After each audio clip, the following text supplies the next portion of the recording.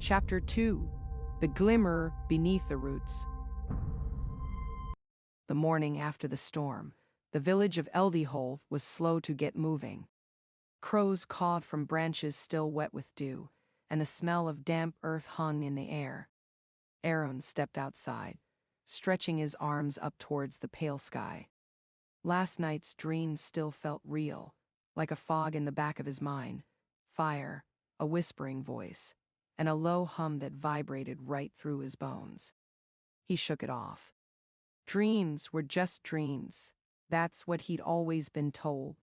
But as he headed towards the east field with his hoe over his shoulder, something strange stopped him in his tracks.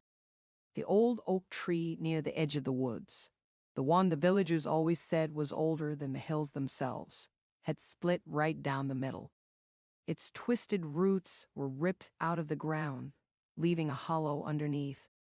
Curiosity got the better of him. Aeron approached carefully. Inside the hollow, something was glowing faintly. Not fire. Not sunlight. It was a soft, steady pulse, like the heartbeat of some sleeping creature. He knelt down, brushing away the damp dirt and tangled roots until his fingers touched cool metal. A box? No. A container carved from a dark, shiny stone with streaks of silver running through it. Weird symbols shimmered on its surface, changing as he tried to make them out. The second he lifted it out of the earth, the humming got louder. Not in the air, in his head. "You have awakened me," a voice echoed. Aeron dropped the thing with a startled oof. It didn't break. Instead, it landed softly in the moss, and the humming faded into silence. What are you?" he whispered, looking around at the trees. Nobody answered.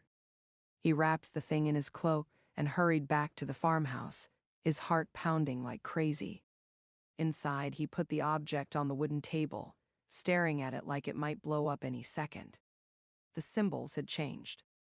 Now they spelled out something he could actually read.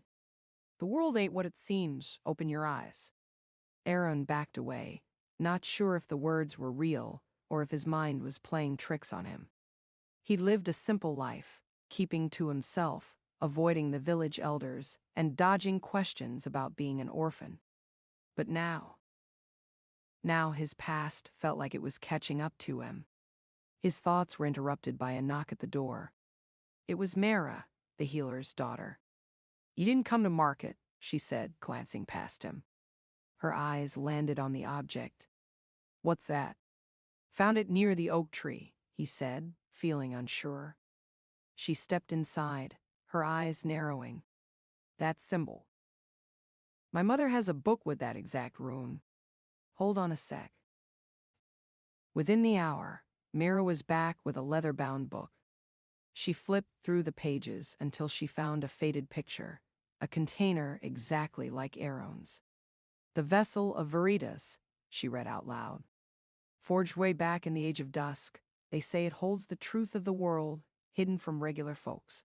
Aeron just stared at her. "Truth of the world? What the heck does that even mean?" Mira put the book down. "It means everything you think you know about this place." "Might be a load of bull." A low rumble filled the room. The container glowed brighter, throwing spooky shadows around. From the middle of it, a thin beam of light appeared, forming a doorway of pure energy. "A gateway," Mira whispered. Aeron swallowed hard. He could step through and find out the truth. Or just walk away and pretend none of this ever happened. He looked at Mira, who nodded slowly. "You don't have to do it alone." The gateway pulsed. Aeron stepped forward. End of chapter 2. Thank you so much for listening to this chapter. If you enjoyed the story, please give this video a thumbs up and subscribe to Robert TV for more captivating audiobooks. Your support helps us bring more stories to your ears.